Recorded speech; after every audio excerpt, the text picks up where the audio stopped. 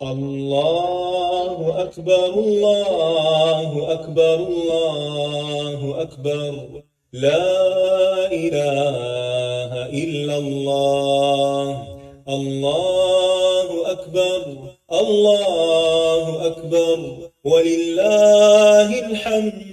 الله أكبر الله أكبر الله أكبر، لا إله إلا الله.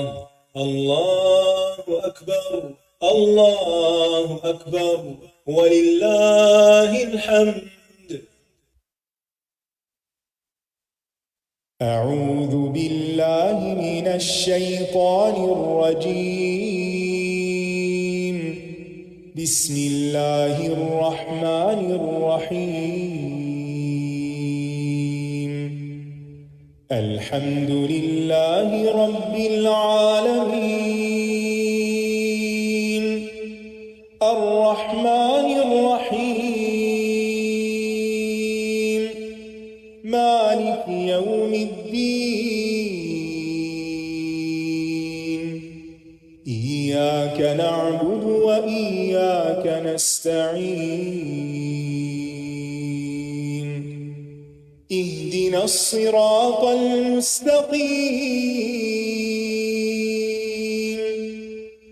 صراط الذين أنعمت عليهم غير المغضوب عليهم ولا الضالين.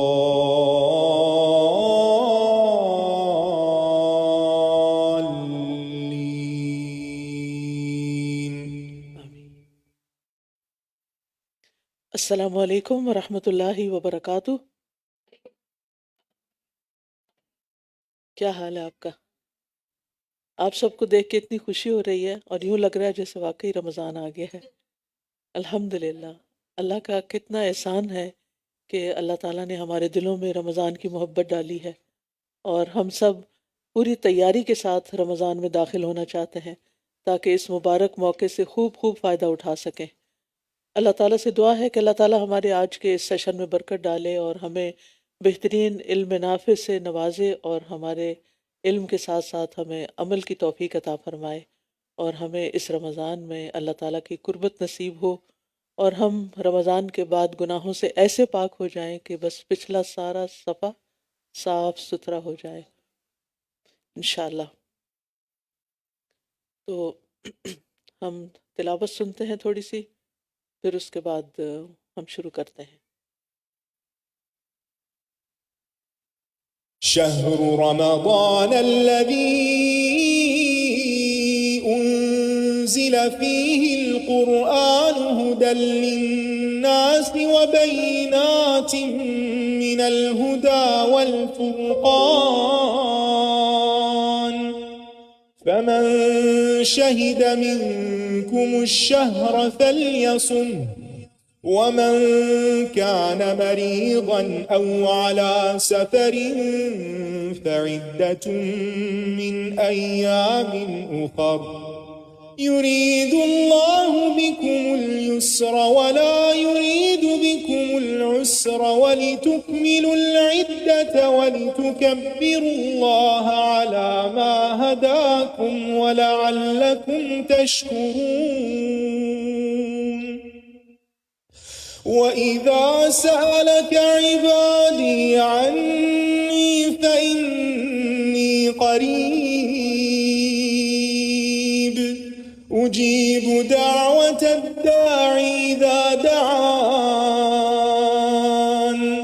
فَلْيَسْتَجِيبُوا لِي وَلْيُؤْمِنُوا بِي لَعَلَّهُمْ يَرْشُدُونَ.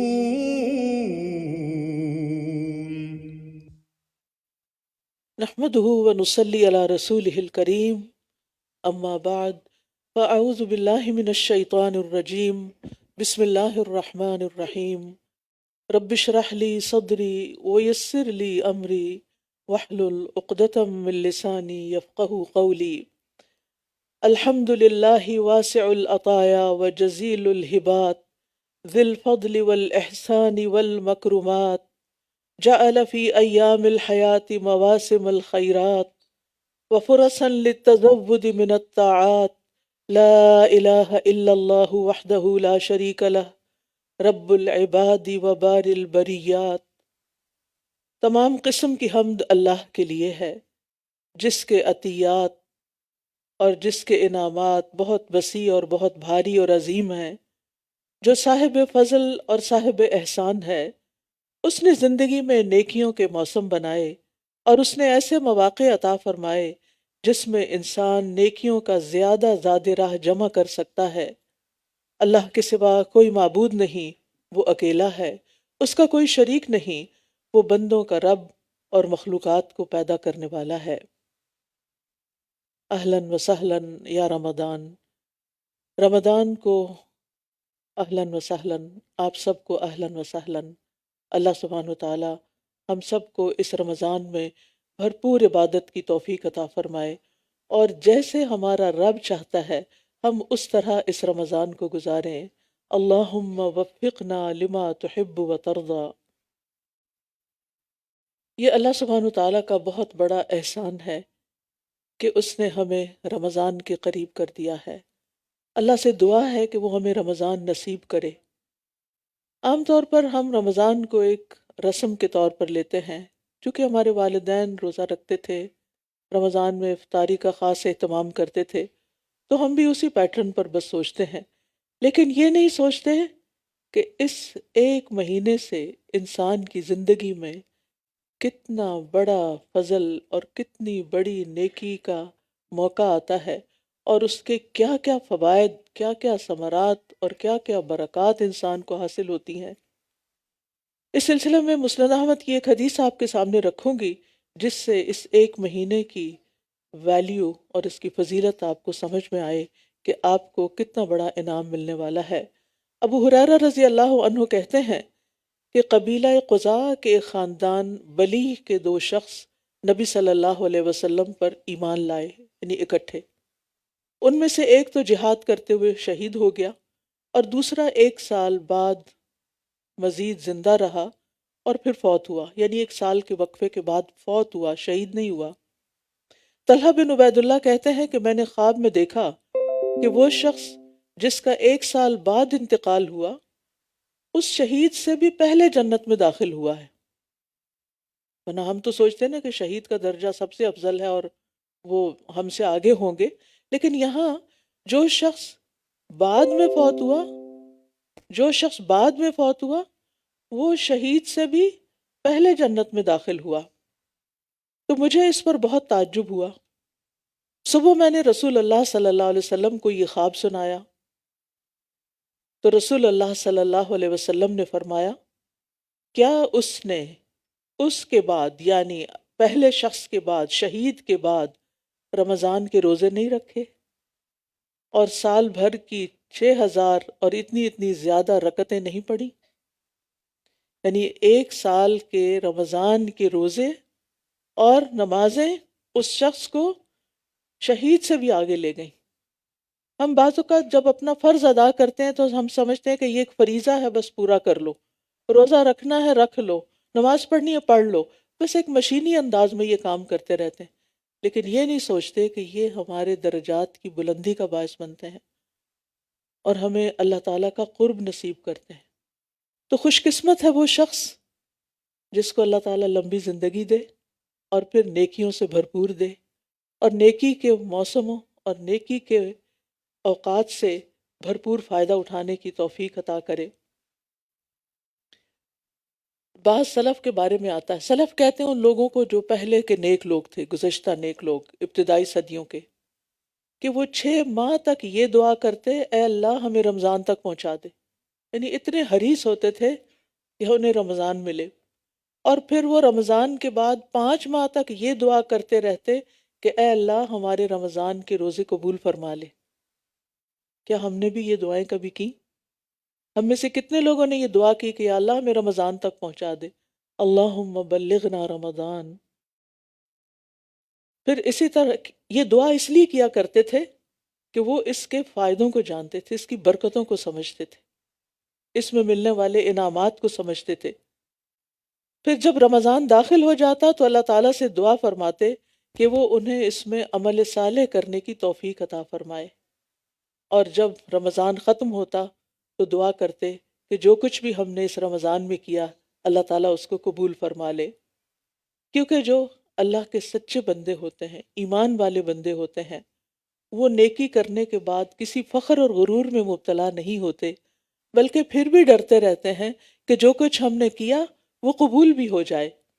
سورۃ المومنون میں آتا ہے والذین یؤتون ما آتوا وقلوبهم وجلة انہم الی ربہم راجعون اولئک یسارعون فی الخیرات وہم لہا سابقون۔ اور وہ کہ انہوں نے جو کچھ دیا اس حال میں دیتے ہیں کہ ان کے دل ڈرنے والے ہوتے ہیں کہ یقیناً وہ اپنے رب ہی کی طرف لوٹنے والے ہیں۔ یہ لوگ ہیں جو نیکی کے کاموں میں جلدی کرتے ہیں اور یہی ان کی طرف آگے نکلنے والے ہیں۔ اور پھر آپ دیکھیے کہ جب رمضان آتا ہے تو رمضان کے داخل ہونے سے پہلے ہی اس کا استقبال کر لینا چاہیے، یعنی اس کو ویلکم کرنا چاہیے، اس کے لیے تیاری کرنی چاہیے۔ ابو بکر البلخی کہتے ہیں ماہ رجب کھیتی لگانے کا مہینہ ہے، ماہ شعبان کھیتی کو پانی لگانے کا، اور ماہ رمضان کھیتی کاٹنے کا۔ یعنی رجب سے ہی تیاری شروع کر دینی چاہیے، اور شعبان میں تو اور زیادہ آگے بڑھنا چاہیے، اور پھر رمضان میں پوری تیاری کے ساتھ داخل ہونا چاہیے تاکہ کوئی بھی ہمارا وقت ضائع نہ ہو۔ اور وہ یہ بھی کہتے ہیں کہ ماہ رجب کی مثال ہوا کی طرح ہے، ماہ شعبان کی بادلوں کی طرح، جنہیں پہلے ہوا چلتی پھر بادل آتے ہیں، اور ماہ رمضان کی مثال بارش جیسی ہے۔ اور جس نے ماہ رجب میں نہ تو کھیتی بوئی نہ شعبان میں کھیتی کو پانی لگایا تو وہ رمضان میں کیسی کھیتی کاٹنا چاہے گا؟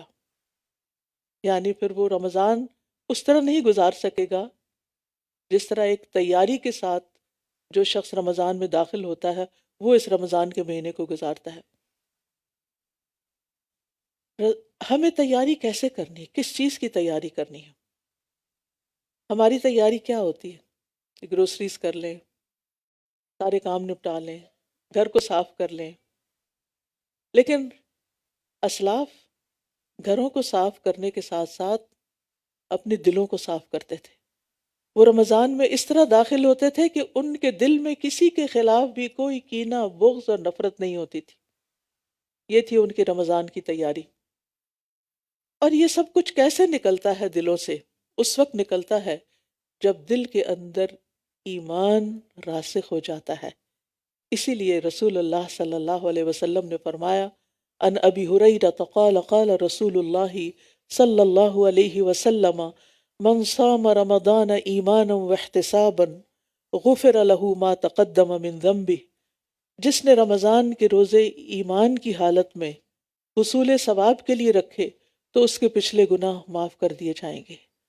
گویا رمضان سے پورا فائدہ اٹھانے کے لیے ہمیں اپنے ایمان کی تجدید کی ضرورت ہے، ہمیں اپنے ایمان کو تازہ کرنا ہے اور اپنی نیت میں اخلاص پیدا کرنا ہے کہ ان روزوں سے ہمارا مقصد کوئی ڈائٹنگ کرنا نہ ہو، کوئی صحت اچھی کرنا نہ ہو، وہ تو ہو ہی جائے گی، وہ تو اس کی بائی پروڈکٹ ہے، لیکن اصل مقصد کیا ہو کہ ہمارا ایمان اور مضبوط ہو جائے اور ہمیں اللہ سبحانہ تعالیٰ کے ہاں اس کا اجر و ثواب ملے۔ اگر ہم رمضان کی تیاری کرنا چاہتے ہیں تو اس کے لیے ایمان میں سچائی کی ضرورت ہے۔ ایمانی لحاظ سے تیاری کیوں ضروری ہے؟ ایمان کی تجدید کی کیوں ضرورت ہے؟ اس لیے کہ اعمال کی قبولیت کی بنیاد ہی ایمان پر ہے۔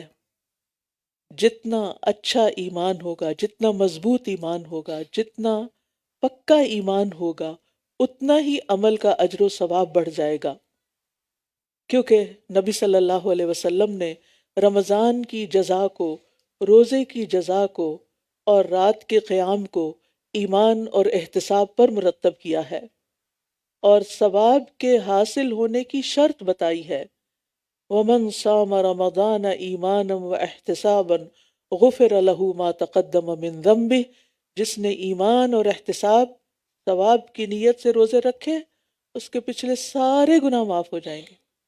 وہ گناہ جو بالغ ہونے کی عمر میں کیے، وہ گناہ جو بلوغت کے بعد کیے، جوانی میں کیے، اور پھر بڑھاپے تک جو گناہ ہوتے رہے، وہ گناہ جو پچھلے سال کیے رمضان کے بعد سے، وہ گناہ جو پچھلے مہینے کیے، وہ گناہ جو پچھلے ہفتے کیے، وہ گناہ جو پچھلے دن کیے، وہ سارے کے سارے بالکل صاف ستھرے ہو جائیں گے جب رمضان میں داخل ہوں گے، اور ایمان کے ساتھ داخل ہوں گے، ایمان کی مضبوطی کے ساتھ داخل ہوں گے، کیونکہ کوئی بھی نیکی ایمان کے بغیر قبول نہیں۔ سورۃ الحدید میں اللہ تعالیٰ فرماتے ہیں آمنوا باللہ ورسولہ وانفقوا مما جعلکم مستخلفین فیہ فالذین آمنوا منکم وانفقوا لہم اجر کبیر۔ اللہ اور اس کے رسول پر ایمان لاؤ، یہ کس سے کہا جا رہا ہے؟ ایمان والوں سے کہا جا رہا ہے۔ ایمان تو ہے، جیسے ایک اور جگہ پر آتا ہے یا ایھا الذین آمنوا آمنو، اے لوگو جو ایمان لائے ہو ایمان لے آؤ، اے لوگو جو ایمان لائے ہو ایمان لے آؤ۔ یعنی گویا ایمان والوں کو بھی ایمان لانے کی پھر سے ضرورت ہے، پھر سے اپنے ایمان کو تازہ کرنے کی ضرورت ہے۔ اور یہاں سورۃ الحدید میں بھی یہی کہا جا رہا ہے آمنوا باللہ ورسولہ وانفقوا مما جعلکم مستخلفین فیہ، اللہ اور اس کے رسول پر ایمان لاؤ اور ان چیزوں میں سے خرچ کرو جن میں اس نے تمہیں پہلوں کا جانشین بنایا ہے۔ پھر وہ لوگ جو تم میں سے ایمان لائے اور انہوں نے خرچ کیا، ان کے لیے بہت بڑا اجر ہے۔ یعنی پہلے ایمان کی دعوت، پھر عمل کی دعوت، اور پھر جو ایمان لے آئیں فالذین آمنوا منکم وانفقوا لہم اجر کبیر، جو لوگ تم میں سے ایمان لائے اور انہوں نے خرچ کیا، ان کے لیے بہت بڑا اجر ہے۔ تو گویا اجر کب ملے گا؟ چاہے خرچ کرنا ہو، چاہے روزے رکھنے ہو، چاہے قیام اللیل کرنا ہو، جب ایمان ہوگا، یقین ہوگا۔ تو اس سے پتہ چلتا ہے کہ ایمان کا ہونا اور درست ایمان کا ہونا لازمی شرط ہے اعمال کی قبولیت میں۔ کیوں؟ اس لیے کہ بہت سے لوگ ایمان بھی لانے کا دعویٰ کرتے ہیں لیکن ساتھ ہی شکوک و شبہات کا شکار ہوئے رہتے ہیں۔ ان کے دل میں اللہ کے بارے میں شک، پتہ نہیں اللہ ہے کہ نہیں۔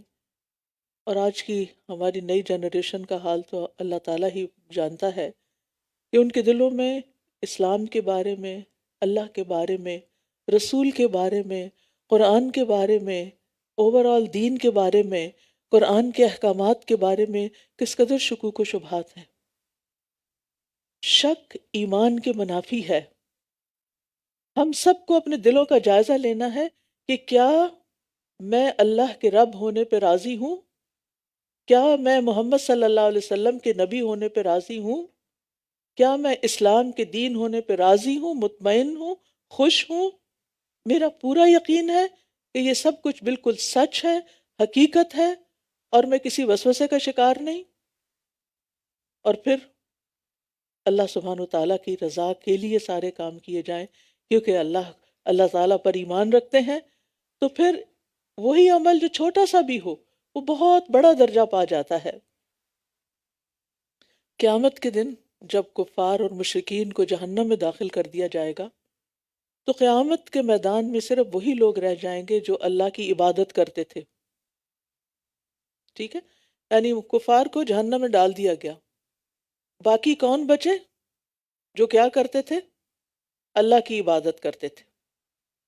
ان میں توحید پرست بھی ہوں گے، گناہگار لوگ بھی ہوں گے، نافرمانیاں کرنے والے بھی ہوں گے، اور منافقین بھی ہوں گے، کیونکہ منافق بھی عبادت تو کرتے ہیں۔ ان پر پلسرات سے پہلے اندھیرا ڈال دیا جائے گا، سب کے سب پر پچ ڈارک، بلیک آؤٹ ہو جائے گا۔ کفار تو جہنم میں چلے گئے، اب یہ جو باقی بچے ہیں انہوں نے اب پلسرات کو کراس کرنا ہے، ہر طرف اندھیرا چھا گیا۔ امیجن کریں اگر رات کے وقت پورے ٹورانٹو کی بجلی چلی جائے تو کیسا اندھیرا ہوگا۔ اب تو ہم فوراً اپنے موبائل کی لائٹ آن کر لیتے ہیں اور روشنیاں کر لیتے ہیں، لیکن کسی بھی اندھیرے وقت کو یاد کیجئے، آج رات اپنی رضائی میں منہ دے کے اندھیرے کو امیجن کیجئے اور پھر پلسرات کو یاد کیجئے۔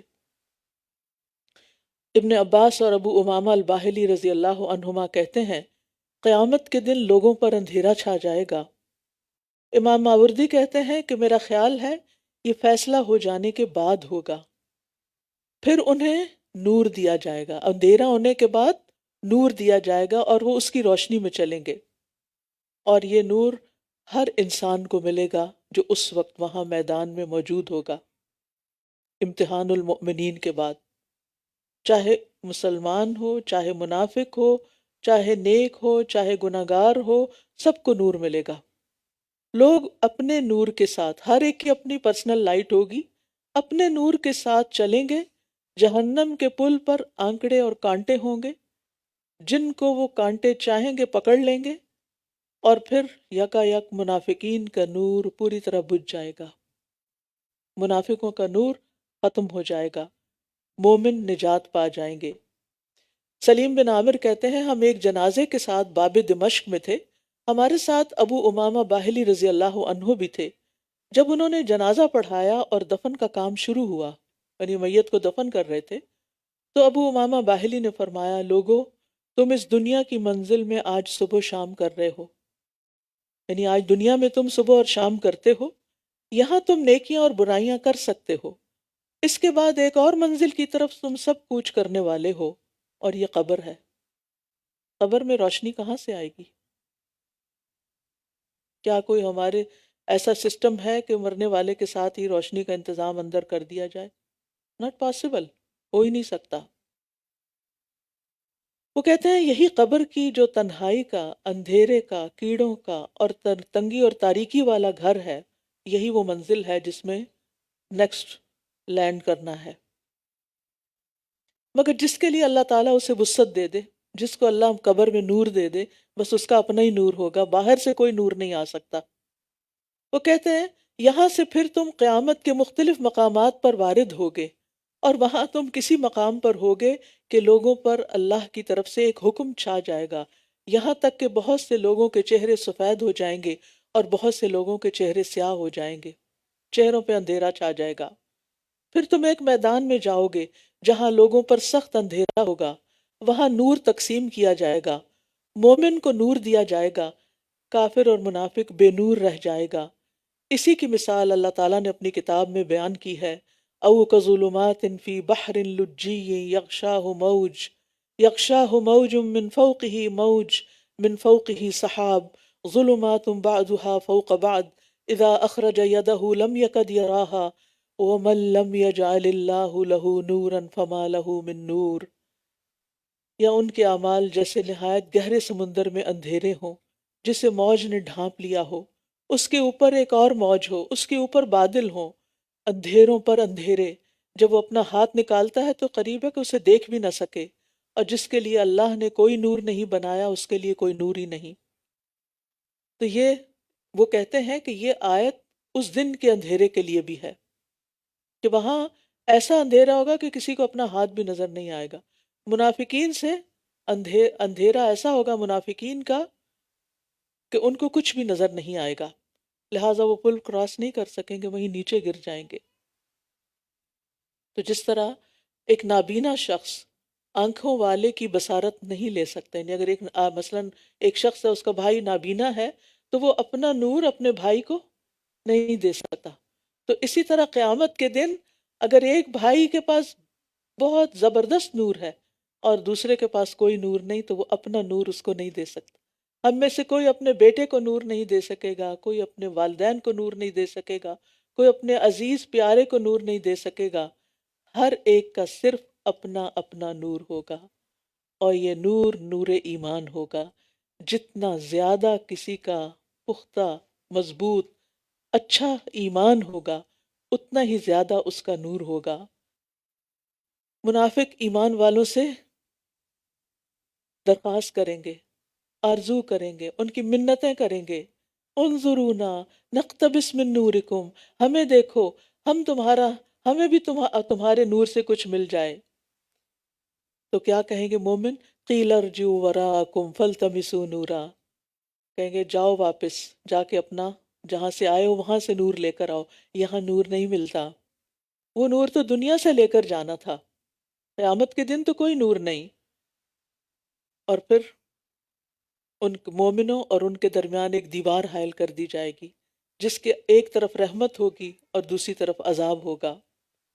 سلیم بن عامر کہتے ہیں بس منافق نور کی تقسیم کے وقت تک دھوکے میں پڑا رہے گا، وہ سمجھے گا شاید میں بھی ایمان والوں کے ساتھ جنت میں چلا جاؤں۔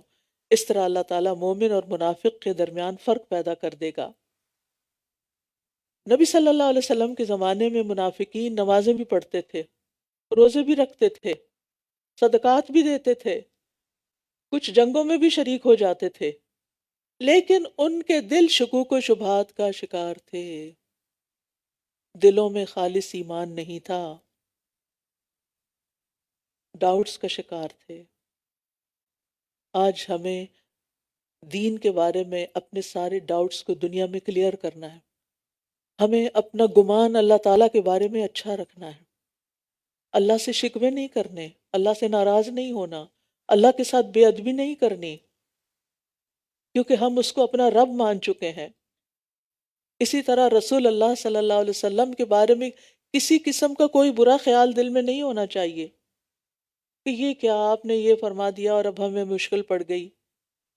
اسی طرح قرآن کی کسی ایک آیت کے ایک حصے، ایک لفظ کا بھی انکار نہیں کرنا چاہیے اور اس کے بارے میں دل تنگ نہیں ہونا چاہیے، اس کو پورے کا پورا ہولسم لینا چاہیے، جیسا ہے جیسا فرمایا اس کو قبول کرنا چاہیے، یہ ایمان کا تقاضا ہے۔ اور اسی طرح آخرت کے بعد، مرنے کے بعد، قبر کے حساب کتاب اور پھر حشر کے دن کی ساری جو واردات ہیں اور پھر جنت اور دوزخ، ان کے بارے میں بھی ہمارے دل میں کوئی ڈاؤٹ نہیں ہونا چاہیے۔ اور پھر الحمدللہ بچپن سے ہمیں ایمان ملا، ہم ایمان کی حالت میں پیدا ہوئے، لیکن آج ہمارے بچے، ہماری نسلیں جس ماحول میں ہیں وہاں ان کو وہ سارے پریویلیجز حاصل نہیں ہوئے جو ہمیں حاصل تھے۔ ہم میں سے جتنی بہنیں بھی یہ لیکچر سن رہی ہیں، ان سب کو گھر جا کر اپنے بچوں کے ساتھ بیٹھ کر ایک سٹنگ کرنی چاہیے اور ان کے ایمان کا جائزہ لینا چاہیے کہ وہ کس درجے کا ہے۔ ان سے پوچھنا چاہیے کہ آپ کے دل میں اللہ تعالیٰ کے بارے میں کوئی ڈاؤٹ تو نہیں، رسول اللہ صلی اللہ علیہ وسلم کے بارے میں کوئی ڈاؤٹ تو نہیں، آخرت کے بارے میں کوئی شک تو نہیں، قرآن کے بارے میں کوئی شک تو نہیں، رسول صلی اللہ علیہ وسلم کی احادیث صحیحہ کے بارے میں کوئی شک تو نہیں۔ اگر کہیں بھی کوئی چھوٹی موٹی چیز بھی ہے تو وہ ختم ہو جانی چاہیے، کیونکہ دل کے اندر شک کا ہونا، دل کے اندر بیماری کا ہونا، یہ سب ایمان کے منافی ہے اور یہ انسان کو مومن کی حد سے نکال کر نفاق کی طرف لے جاتا ہے۔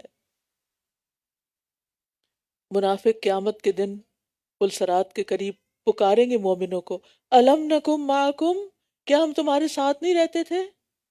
ہم تمہارے دوست تھے، ہم تمہارے رشتہ دار تھے، تمہارے ساتھ مجالس میں حاضر ہوتے تھے، ہم مسجدوں میں بھی چلے جاتے تھے۔ لیکن مومنوں کا جواب کیا ہوگا؟ وہ کہیں گے بلا، ہاں کیوں نہیں، ساتھ تھے، وَلَٰكِنَّكُمْ فَتَنْتُمْ أَنفُسَكُمْ وَتَرَبَّصْتُمْ وَارْتَبْتُمْ وَغَرَّتْكُمُ الْأَمَانِيُّ حَتَّىٰ جَاءَ أَمْرُ اللَّهِ وَغَرَّكُمْ بِاللَّهِ الْغَرُورُ۔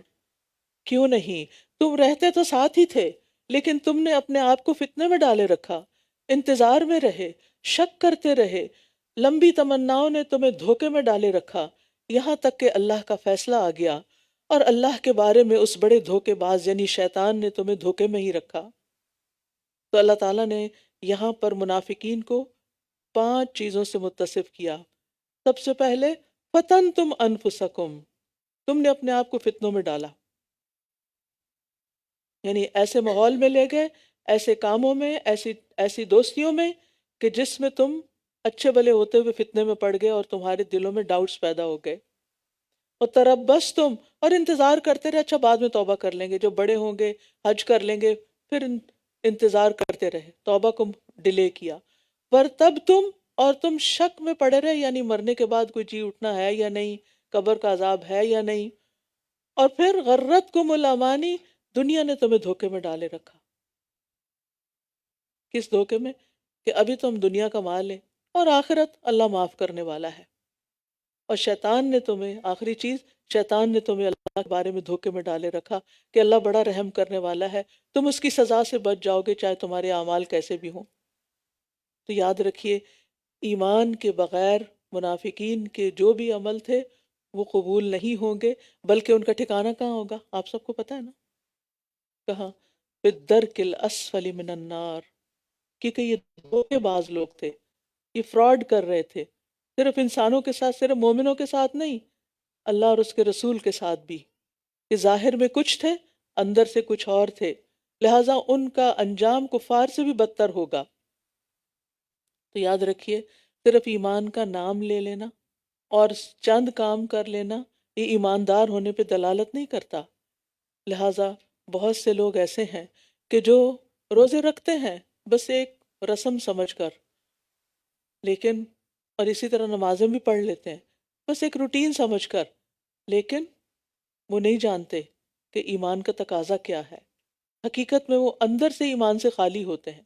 اسی طرح کچھ لوگ کنارے پر رہ کے ایمان لاتے ہیں، یعنی جیسے سورۃ الحج میں آتا ہے وَمِنَ النَّاسِ مَن يَعْبُدُ اللَّهَ عَلَى حَرْفٍ وَمِنَ النَّاسِ مَن يَعْبُدُ اللَّهَ عَلَى حَرْفٍ فَإِنْ أَصَابَهُ خَيْرٌ اطْمَأَنَّ بِهِ وَإِنْ أَصَابَتْهُ فِتْنَةٌ انقلب عَلَى وَجْهِهِ خَسِرَ الدُّنْيَا وَالْآخِرَةَ ذَلِكَ هُوَ الْخُسْرَانُ الْمُبِينُ۔ اور لوگوں میں سے کوئی ایسا بھی ہے جو کنارے پہ رہ کے اللہ کی عبادت کرتا ہے، پھر اگر اسے کوئی بھلائی پہنچتی ہے تو مطمئن ہو جاتا ہے، یعنی مال مل جاتا ہے، اولاد مل جاتی ہے، کوئی دنیا کی نعمتیں اور کامیابیاں ملتی ہیں تو اللہ سے راضی رہتا ہے، اور اگر اسے کوئی آزمائش آتی ہے تو وہ اپنے چہرے پہ واپس پلٹ جاتا ہے، مجھے ایسا دین نہیں چاہیے۔ اس نے دنیا اور آخرت دونوں کا نقصان اٹھایا، یہی خلا خسارہ ہے۔ کیا ہم میں ایسے لوگ نہیں کہ جن کو کوئی تکلیف آئے تو نمازیں ہی چھوڑ دیتے ہیں، وہ دین کے احکامات کو ہی چھوڑ دیتے ہیں، بعض خواتین پردہ اتار دیتی ہیں، بعض لوگ دین کی مجلسوں میں آنا چھوڑ دیتے ہیں۔ بھئی کیا ہوا؟ ہم نے اتنی دعائیں کی تھی لیکن ہماری دعائیں نہیں سنی گئیں، پتہ نہیں اللہ ہے بھی کہ نہیں، اگر وہ ہوتا تو ایسا نہ ہوتا۔ کوئی مسلمان یہ باتیں نہیں کہہ سکتا، اور اگر کوئی ایسے کہتا ہے تو پھر وہ مسلمان ہی نہیں رہتا، وہ نفاق کا شکار ہو جاتا ہے۔ یعنی خیر پر تو مطمئن ہوتے ہیں لیکن اللہ پر یقین نہیں رکھتے۔ خیر مل جائے تو سب ٹھیک ہے، نہیں ملے، لیکن یاد رکھیے اللہ تعالیٰ ہر ایک کو آزماتا ہے۔ احسب الناس ان یترکوا ان یقولوا آمنا وہم لا یفتنون، کیا لوگوں نے سمجھ رکھا ہے کہ وہ صرف اتنا کہنے پہ چھوڑ دیے جائیں گے کہ ہم ایمان لائے اور وہ آزمائے نہیں جائیں گے؟ آزمائش تو سب کی ہوگی۔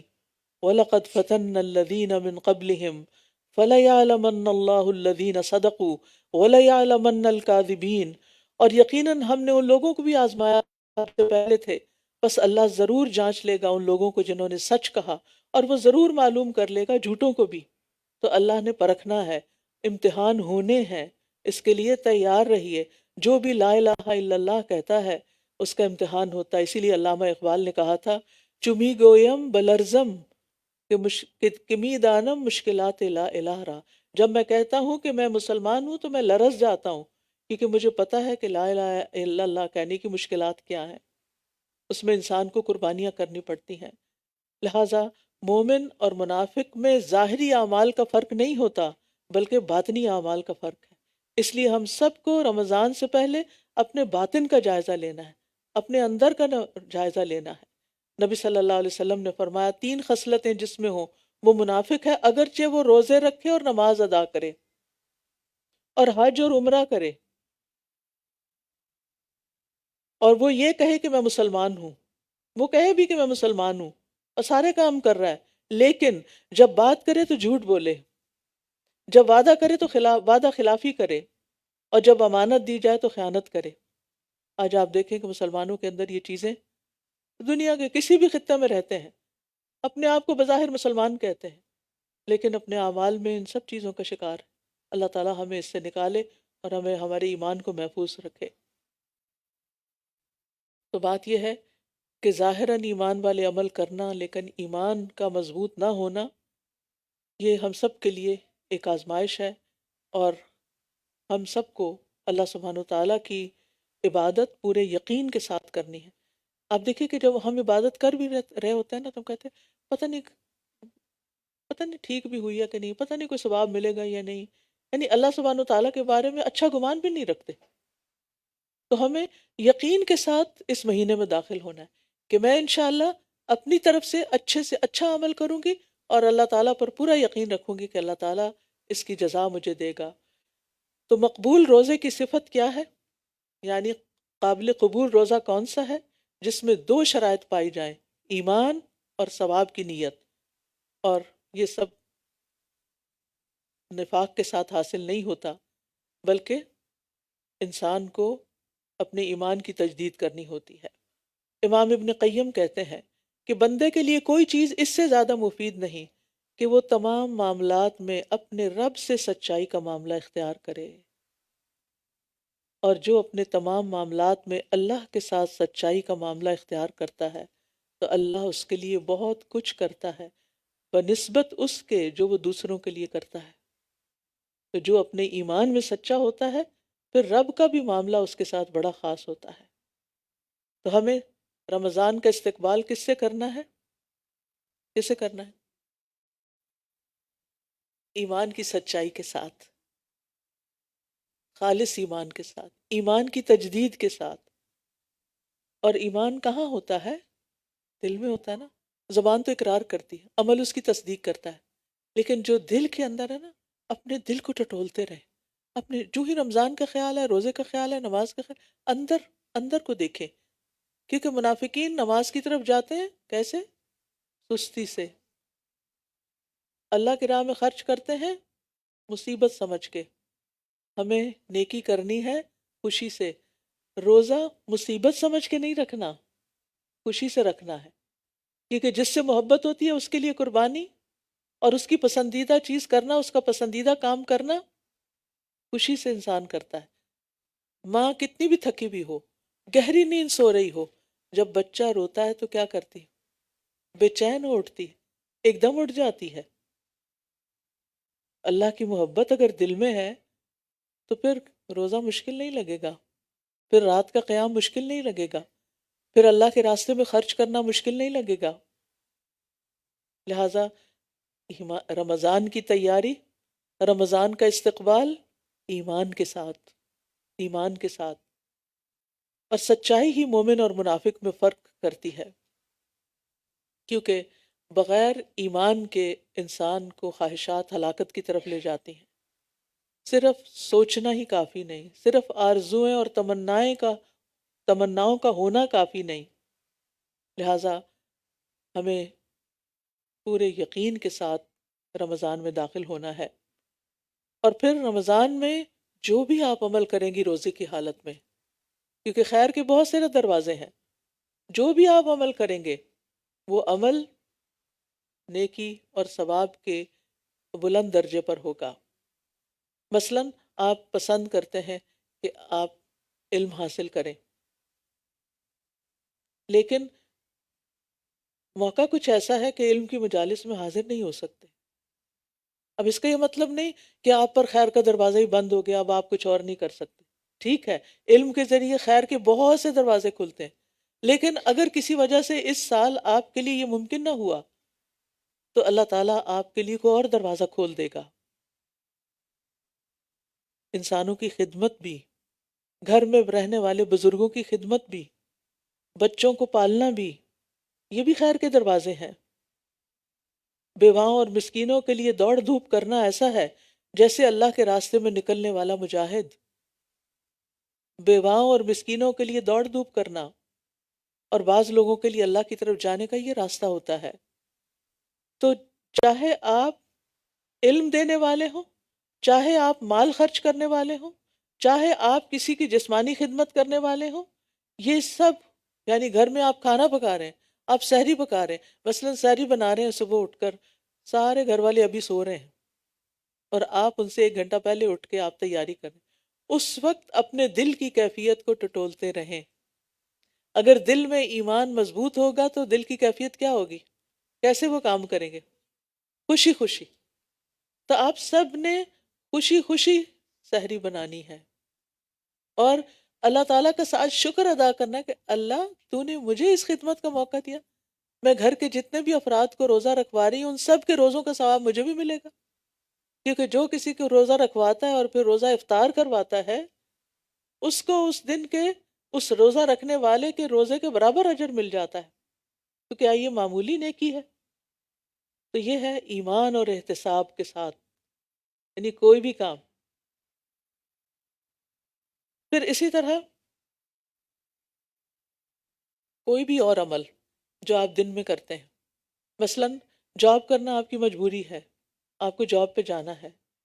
اب آپ سوچتے ہیں کہ کتنے لوگ ہیں روزہ رکھ کے گھر میں سو رہے ہیں، آرام کر رہے ہیں، اور مجھے جو صبح صبح جاب پہ نکلنا پڑ رہا ہے، میری تو رات کی نیند بھی پوری نہیں ہوئی. تو آپ اپنے آپ کو کوسنے لگتے ہیں، میں کیوں آ گئی یہاں، میرے لیے مصیبت کیوں ہے، وغیرہ وغیرہ. ان سوچوں کے ساتھ کیا آپ کا روزہ بہت خوبصورت روزہ ہوگا؟ نہیں.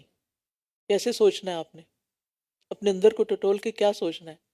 الحمدللہ اللہ نے مجھے اس قابل کیا، مجھے ایسا علم دیا، مجھے ایسی سکلز دی کہ جس کی وجہ سے میں اس کام کے قابل ہوئی، جس کی وجہ سے میں اپنی مرضی سے صدقات کر سکتی ہوں، اپنی مرضی سے اپنے اوپر اور اپنے گھر والوں پہ خرچ کر سکتی ہوں، جس کے ذریعے میں اپنے رشتہ داروں کی مدد کر سکتی ہوں، جس کے لیے میں اپنی مرضی سے دین کے راستے میں بے پناہ خرچ کر سکتی ہوں.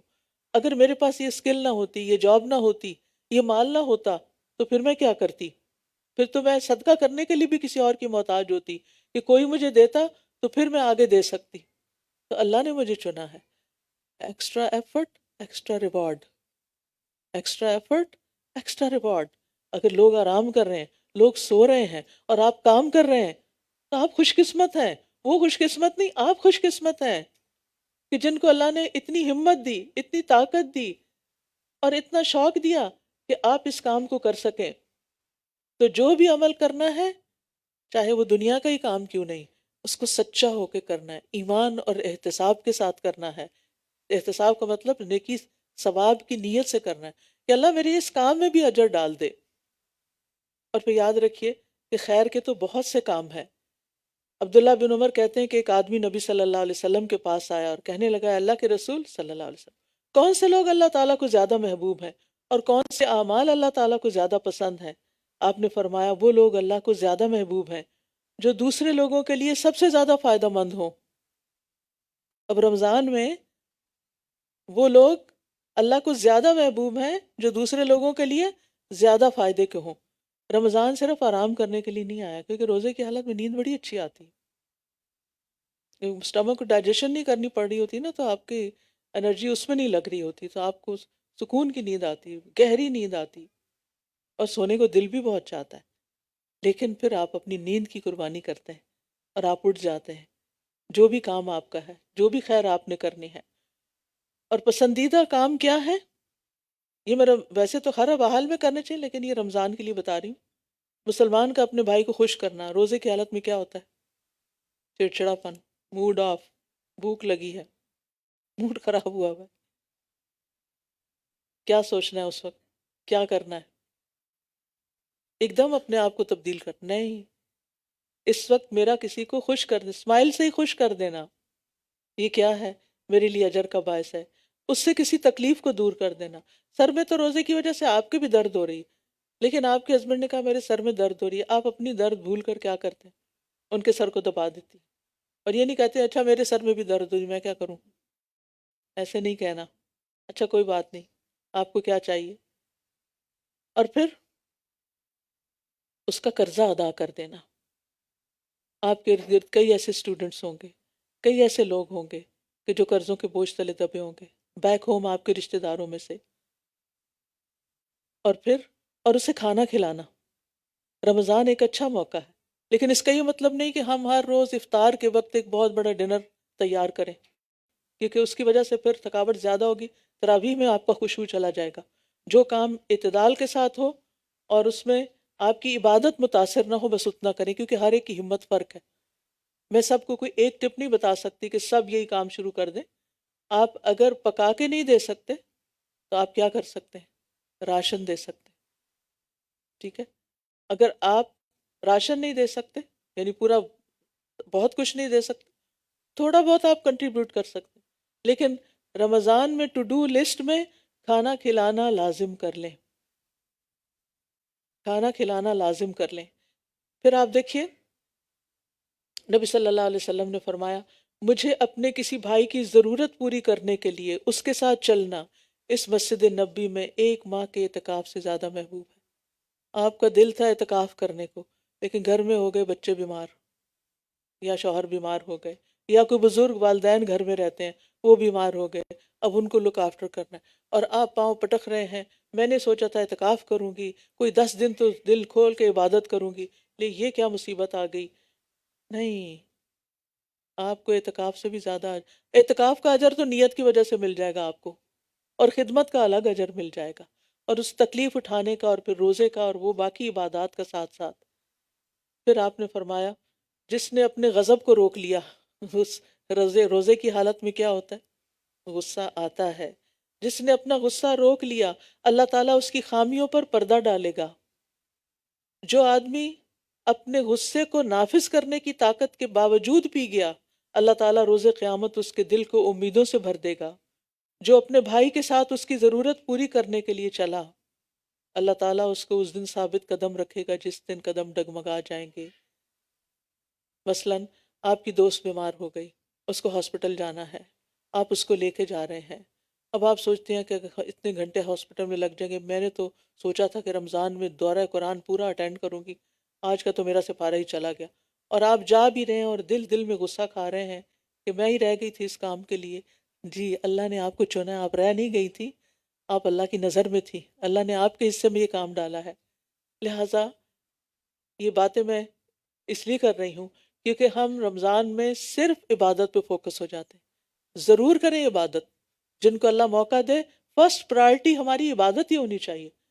صوم اینڈ قیام، دو کام اہم ترین ہیں، یعنی دن کو روزہ، من صام رمضان ایمانا و احتسابا، اور رات کو قیام، من قام رمضان ایمانا و احتسابا۔ یہ دو کام لازم ہے، لیکن اگر کسی بھی وجہ سے ان دو کاموں میں آپ بیمار ہو گئے، مثلا آپ نے پوری تیاری کر لی روزے رکھنے کی، لیکن اچانک کوئی ایسی بیماری آ گئی کہ ڈاکٹر نے منع کر دیا کہ روزہ نہیں رکھ سکتے آپ کی جان کو خطرہ ہے، اللہ نہ کرے کسی کے ساتھ ایسا ہو، لیکن آپ دیکھیے کہ اسپتال بھرے ہوئے ہیں، رمضان میں بھی بھرے ہوئے ہوتے ہیں، تو کچھ لوگ ایسی بیماری میں آ جاتے ہیں کہ جو روزے نہیں رکھ سکتے۔ اگر روزہ رکھنے کا موقع چلا گیا، کوئی بات نہیں، آپ کی نیت دیکھی جائے گی، آپ کا دل دیکھا جائے گا، آپ کا ایمان دیکھا جائے گا، آپ کا شوق دیکھا جائے گا کہ آپ نے کیا سوچا تھا، اور اس کے مطابق آپ کو اجر ملے گا۔ اس بیماری کا، وہ بیماری بھی گناہوں کو دھونے کا ذریعہ بن جائے گی، اور پھر وہ جو کام آپ نے نیکی کا کرنا تھا، وہ اس کا اجر بھی آپ کو نیت کی وجہ سے مل جائے گا۔ اچھا، اس کا یہ مطلب نہیں کہ ہم عبادت سے بچنے کے لیے کوئی ایکسکیوز ڈھونڈ لیں کہ اچھا کسی کو کوئی ہیلپ چاہیے تو مجھے بتا دے، چلو تراویح پڑھنے کی بجائے میں کہیں اور جا کے تھوڑی گپ شپ بھی لگا لوں گی، تراویح میں تو پھر چپ کر کے سننا پڑتا ہے۔ نہیں، یہ بھی اللہ جانتا ہے نا، پھر وہ نیتوں کا حال اللہ جانتا ہے، دل کے اندر کیا ہے اللہ جانتا ہے۔ یعنی کسی نے کوئی کام کہہ دیا، کام پڑ گیا، تراویح لیٹ ہو گئی، آپ کو تہجد کے وقت اپنی پوری کرنی پڑی، لیکن آپ کے دل میں ایک تکلیف ہوئی، اوہ میری تراویح رہ گئی، لیکن چلو یہ اللہ نے مجھے اس کام کے لیے چنا ہے، میں یہ بھی کر لیتی ہوں، تو دگنا اجر ہو گیا۔ پھر اسی طرح چھوٹے چھوٹے کام، مثلاً آپ یہاں پر آتے ہیں دورہ قرآن کے وقت، آپ کرسیاں لگانی ہیں، آپ کو ہاں روزہ رکھ کے ہم کرسیاں لگائیں، آپ نہیں، اتنی مشکل؟ جی ہاں، مشکل تو ہے، لیکن یہ بھی ایک بہت بڑی نیکی ہے۔ آپ کی لگائی ہوئی کرسی پر جو بیٹھ کے جتنی دیر قرآن سنے گا، انشاءاللہ اس کا سارا اجر آپ کو بھی ملے گا، کیونکہ آپ نے اس کو ایک فیسلٹی فراہم کی۔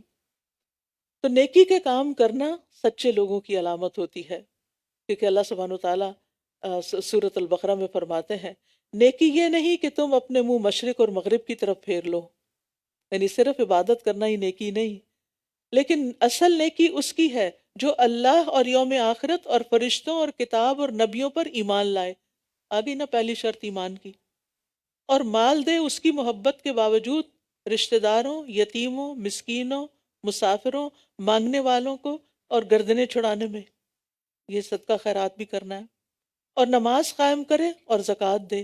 رمضان میں اول وقت نمازیں پڑھنے کی عادت ڈالنی ہے، فرض کے علاوہ سنتیں اور نفل بھی پڑھنے ہیں، اور زکوٰۃ کے علاوہ صدقات بھی کرنے ہیں، اور جو اپنا عہد پورا کرنے والے ہیں جب وہ عہد کریں، اور خصوصاً جو تنگ دستی اور تکلیف میں اور لڑائی کے وقت صبر کرنے والے ہیں، یعنی روزہ رکھ کے بھی تکلیف اٹھا رہے ہیں، نماز پڑھ رہے ہیں، قیام کھڑا ہو کر کرنا مشکل ہو رہا ہے، پھر بھی کوشش کر کے کر رہے ہیں، سجدے میں جانا مشکل ہو رہا ہے، پھر بھی آپ لمبے سجدے کر رہے ہیں، فرمایا اولئک الذین صدقوا واولئک هم المتقون، یہی لوگ ہیں جنہوں نے سچ کہا، یہی سچے ایمان والے ہیں، اور یہی اصل میں متقی ہیں، یہی تقوی والے ہیں۔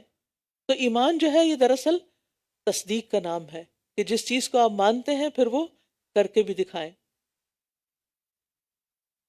اور پھر آپ دیکھیے کہ مومن وہ ہوتا ہے جو غیبی امور کی تصدیق کرتا ہے، اور قرآن و سنت میں جو کچھ بھی آیا ہے اس پر پورا یقین رکھتا ہے۔ منافق کے پاس بھی حق آتا ہے لیکن وہ اس کی پرواہ نہیں کرتا، وہ روشنی پاتا ہے لیکن پھر اندھیرے میں چلا جاتا ہے۔ منافق نور کا محتاج ہوتا ہے، جب نور مل جاتا ہے تو پھر دوبارہ واپس اندھیروں میں جانا ہی پسند کرتا ہے۔ تو ہمیں اپنے ایمان کو جگانا بھی ہے، بڑھانا بھی ہے، اور اس کی حفاظت بھی کرنی ہے، اس کی حفاظت بھی کرنی ہے، کیونکہ ایمان کوئی جامد چیز نہیں، جمی ہوئی چیز نہیں کہ ایک جگہ پتھر رکھ دیا تو رکھا گیا، یہ اوپر نیچے ہوتا ہے۔ نیکی کرنے سے ایمان اوپر جاتا ہے، اس کا گراف اوپر چلا جاتا ہے، اور گناہ کرنے سے نیچے آ جاتا ہے۔ لہذا روزہ رکھ کے کیا نہیں کرنا؟ من لم يدع قول الزور والعمل به فليس لله حاجة ان يدع طعامه وشرابه، جو روزہ رکھ کر بھی جھوٹ بولنا نہ چھوڑے، اللہ کو اس کی کوئی ضرورت نہیں کہ وہ اپنا کھانا پینا چھوڑ دے۔ روزہ صرف کھانا پینا چھوڑنے کا نام نہیں، بلکہ جھوٹ، بدعہدی، خیانت، بد اخلاقی، ان سب چیزوں کو چھوڑنا بھی ہے۔ تو جتنا زیادہ انسان ان چیزوں میں پڑ جاتا ہے اور جتنا زیادہ انسان دنیا میں کھو جاتا ہے، اتنا ہی اس کا نور بجھتا چلا جاتا ہے، کیونکہ ہم سب کی ایک مجبوری ہے، ہم رہتے دنیا میں ہیں، ہم سارا دن مسجد میں نہیں رہ سکتے، ہم سارا دن علم کی مجالس میں نہیں رہ سکتے، لیکن جب ہم گھر میں ہوتے ہیں، جب ہم شاپنگ کرنے کے لیے، ضروری شاپنگ کے لیے بھی جاتے ہیں، جب ہم اپنی جاب پلیس پر ہوتے ہیں، تو پھر کیا ہوتا ہے؟ ہم دنیا میں ہوتے ہیں، اور جتنا جتنا دنیا میں زیادہ انوالو ہوتے ہیں اتنا اتنا وہ نور کم ہونا شروع ہو جاتا ہے، پھر دوبارہ اس کو بڑھانے کی ضرورت ہوتی ہے۔ لہٰذا اس بیٹری کو ریچارج کریں۔ آپ موبائل کی بیٹری روز چارج کرتے ہیں نا، اور اگر نہ کریں تو کیا ہوتا ہے؟ ڈیڈ۔ ایسے ہی اگر ہم علم کے ساتھ، علم کی مجلسوں کے ساتھ، مساجد کے ساتھ تعلق کے ساتھ اپنے ایمان کو مضبوط نہیں کرتے، اوپر نہیں لے جاتے، تو واپس وہ ریڈ لائن پہ آ جاتا ہے۔ لہٰذا بھرپور کوشش کرنی ہے عبادت کی بھی، اور اس کے ساتھ ساتھ علم کی مجالس، قرآن کی مجالس کی پابندی کی بھی، کیونکہ دل کی حالت بدلتی رہتی ہے، اس لیے استقامت کی ضرورت ہوتی ہے۔ نبی صلی اللہ علیہ وسلم اکثر یہ دعا پڑھتے تھے، یا مقلب القلوب ثبت قلبی علی دینک، اے دلوں کو الٹ پلٹ کرنے والے، میرے دل کو اپنے دین پر ثابت قدم رکھ۔ تو حقیقی مومن وہ ہے جو غیب پر ایسے ایمان لائے جیسے وہ اپنی آنکھوں سے دیکھ رہا ہو۔ ابھی جو میں نے قیامت کے دن کا منظر آپ کے سامنے رکھا، تو کیا ہے؟ اس کو ایسے سمجھے کہ جیسے ہم وہاں کھڑے ہیں، اور اس وقت ہمیں نور چاہیے، اور وہ نور ابھی وقت ہے کہ ہم اپنے لیے تیار کر لیں۔ اور پھر آپ دیکھیں کہ ایمان بڑھتا ہے احسان کے ساتھ، اور احسان کیا ہوتا ہے؟ ان تعبد اللہ کانک تراہ، اللہ کی ایسے عبادت کرو گویا کہ تم اللہ کو دیکھ رہے ہو۔ فَإِن لَمْ تَكُنْ تَرَاهُ فَإِنَّهُ يَرَاكَ، اور اگر تم اسے دیکھ نہیں رہے تو وہ تو تمہیں دیکھتا ہے۔ فرشتوں کے بارے میں سن کر، جان کر ایسے محسوس کرنا جیسے وہ قریبی ہیں، ان کی پریزنس کو فیل کیا کریں۔ فرشتوں پر ایمان میں کیا کرنا ہے؟ ان کی پریزنس کو فیل کرنا ہے۔ میں جب جمعے کے دن نماز پڑھتی ہوں نا، تو یقین مانے کہ بیچ میں کچھ لمحے ایسے آتے ہیں نماز کے دوران، جیسے رکوع اور سجدے میں یوں لگتا ہے جیسے واقعی فرشتے نازل ہو رہے ہیں۔ اتنی سیرینٹی، اتنا پیس، اتنا سکون جو پورے ہفتے میں کسی اور جگہ محسوس نہیں کرتی، وہ اس وقت۔ انشاءاللہ رمضان میں آپ تراویح پڑھنے جائیں گے نا، تو آپ محسوس کریں گے، دورہ قرآن اٹینڈ کریں گے، آپ محسوس کریں گے کہ آپ فرشتوں کی پریزنس میں۔ اور ویسے بھی آپ دیکھیں کہ ہر وقت تو دائیں اور بائیں ہمارے ہیں نا، تو کوئی بات کرنے لگے تو یہ نہ سوچے کون دیکھ رہا ہے، کون سن رہا ہے، سوچے اوہ میرے تو رائٹ سائڈ پہ بھی بیٹھا ہوا اور لیفٹ پہ بھی، وہ سن رہے ہیں، وہ دیکھ رہے ہیں، وہ ہمارے حق میں کیا گواہی دیں گے۔ جب کوئی نہیں ہوتا فرشتے ہمارے ساتھ ہوتے ہیں، جب کوئی نہیں ہوتا اللہ ہمیں دیکھ رہا ہوتا ہے. لہٰذا اس کو، یہ ایمان ہے. یعنی اگر آپ محسوس کرتے ہیں تو یہ ایمان کی علامت ہے، یہ انڈیکیٹر ہے اس بات کا کہ آپ واقعی فرشتوں پر ایمان رکھتے ہیں. ورنہ کیا ایک غیبی سی خبر، ہاں وہ فرشتے ہیں پتہ نہیں کہاں اڑ پھر رہے ہیں. فرشتے تو علم کی مجالس پر بھی آتے ہیں اور وہ سنتے ہیں اور وہ جا کے گواہی دیتے ہیں. یعنی آپ ایسے اس طرح ان چیزوں کو قرآن دیکھیں تو آپ کا دل محبت سے بھر جائے. آپ اسے سینے سے لگایا کریں، آپ اس کو پڑھا کریں، آپ کہیں یہ میرے رب کا کلام، یہ میرے رب کی بات. آپ اس کو کسی انسان کی بات سمجھ کے نہیں پڑھا کریں، اس کو محسوس کیا کریں. یہ محبت ایمان کی علامت ہے. قرآن سے محبت ایمان کی علامت ہے. نماز ہمارے لیے راحت کا سامان. نبی صلی اللہ علیہ وسلم حضرت بلال کو فرمایا کرتے تھے اقم الصلاۃ یا بلال ارحنا بها. بلال نماز قائم کرو، یعنی اذان دو، نماز کے لیے بلاؤ اور اس کے ذریعے ہمیں راحت پہنچاؤ. ہمارے دلوں کو ٹھنڈا ہو جانا چاہیے اس دین کے ساتھ، اس ایمان کے ساتھ. پھر آخرت پر ایمان کو کیسے محسوس کریں کہ اس کے لیے ہر دم تیاری کریں، ہر کام وہاں کے لیے، ہر چیز وہاں کے لیے. آپ دیکھیے کہ مثلاً روزے کا اجر ہم کیا چاہتے ہیں. رمضان کے بعد جب عید آتی ہے نا، لوگ کیا باتیں کر رہے ہوتے ہیں، سارا مہینہ میں نے فلاں چیز نہیں کھائی، دیکھو سکیل وہیں کا وہیں ہے. کیا آپ نے اسی لیے روزے رکھے تھے؟ سکیل کی تو بات ہی نہیں کرنی، اور روزہ رکھ کے یہ دیکھنا ہی نہیں کہ وزن گھٹا ہے یا بڑھا ہے. کیونکہ ہم اس لیے تو روزے نہیں رکھ رہے، ہم روزے رکھ رہے ہیں اجر کی نیت سے. لہٰذا اپنی نیتوں اور نیتوں کے ساتھ اپنی گفتگو کو بھی ٹھیک کرنا ہے. اللہ تعالیٰ قیامت کے دن ہر ایک کو اس کا حق پورا پورا دے دے گا. پھر اسی طرح سارے انبیاء پر ہمارا ایمان کبھی ہونا چاہیے، کیونکہ حضرت ابراہیم علیہ السلام وہ تھے، موسیٰ علیہ السلام تھے، عیسیٰ علیہ السلام تھے، اور وہ انہوں نے اللہ کا پیغام پہنچایا. یعنی جب آپ قرآن میں انبیاء کے قصے پڑھیں تو کیسے پڑھنے چاہیے؟ صرف ہسٹری سمجھ کے نہیں پڑھنے چاہیے، صرف کہانیاں سمجھ کے نہیں پڑھنے چاہیے، بلکہ ان اللہ کے بندوں کی جو ایفرٹ تھی، ان کی جو قربانیاں تھی، ان کو محسوس کر کے پڑھیں. اسی طرح جنوں کے بارے میں پڑھیں تو جنوں کے بارے میں یقین رکھیں کہ جن ایگزسٹ کرتے ہیں، وہ ہوتے ہیں. کیونکہ بعض لوگ جب بہت سائنس پڑھ جاتے ہیں تو وہ کیا کرتے ہیں جنوں کا انکار کر دیتے ہیں. قرآن میں آنے والی کوئی چیز، اس میں سے ایک چیز کا بھی انکار کریں گے تو وہ کفر میں شامل ہو جاتا ہے. ایک لفظ کا بھی انکار نہیں کر سکتے ہم، اس میں ہمیں کوئی ڈاؤٹ ہی نہیں ہونا چاہیے. اور جنوں کے بارے میں بھی اتنا ہی یقین ہونا چاہیے جتنا فرشتوں کے بارے میں یقین ہے. اور پھر قرآن اس لیے پڑھیں تاکہ ہمارے ایمان میں اضافہ ہو، کیونکہ قرآن مجید میں ہی آتا ہے کہ جب ان پر اللہ کی آیات پڑھی جاتی ہیں تو زادتہم ایمانا، ان کا ایمان زیادہ ہو جاتا ہے. تو انشاءاللہ اس رمضان میں اللہ کے فضل سے، بلکہ پرسوں سے ٹیوزڈے سے ہم دورہ قرآن شروع کر رہے ہیں، اور اس میں بھی نیت یہی ہونی چاہیے کہ اللہ سبحانہ وتعالیٰ میرے علم کا نور بڑھا دے، اور پھر میرے ایمان میں اضافہ کر دے، اور میری قرآن کی سمجھ میں اضافہ کر دے، اور اس کی برکت سے میرے نیک اعمال میں اضافہ کر دے. کیونکہ جتنی روشنی اور ایمان زیادہ ہوگا، عمل کی قوت بڑھے گی، کیونکہ ایمان بڑھتا ہے عمل کے ساتھ اور گھٹتا ہے گناہوں کے ساتھ. پھر اسی طرح یہ ہے کہ کرنے کے کاموں میں سب سے پہلا کام تو ہم نے دل کی اصلاح، کیونکہ قیامت کے دن نہ مال کام آئے گا نہ بیٹے. یوم لا ينفع مال ولا بنون الا من اتى الله بقلب سلیم. جس دن نہ مال کام آئے گا نہ بیٹے کام آئیں گے مگر جو اللہ کے پاس سلامت دل لے کر آیا. تو اپنے دل کو ایمان کی غذا دینی ہے، اور اپنے دل کو قلب مطمئنہ بنانا ہے، اور پھر اس کے اندر اس نور کی دعا کرنی ہے کہ اللہم اجعل فی قلبی نورا، کہ اللہ میرے دل کو نور سے بھر دے، میرے دل میں نور پیدا کر دے.